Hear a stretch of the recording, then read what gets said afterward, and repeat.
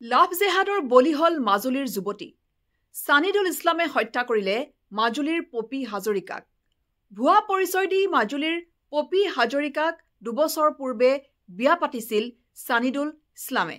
যেহেতু প্ৰীতম ডেকা নিজৰ নাম হলাই সানিদুল ইছলামে প্ৰীতম ডেকা বুলি পৰিচয় দি 2 বছৰ পূৰ্বে মাজুলীৰ পপী হাজৰিকাক বিয়া কৰিছিল আৰু তাৰ পিছতে বৰপেটাত যেহেতু আছিল দুয়ো আৰু সেই সময়তে শাৰীৰিক আৰু মানসিকভাৱে যথেষ্ট নিৰ্যাতন চলাইছিল পপী হাজৰিকাক আৰু তেওঁক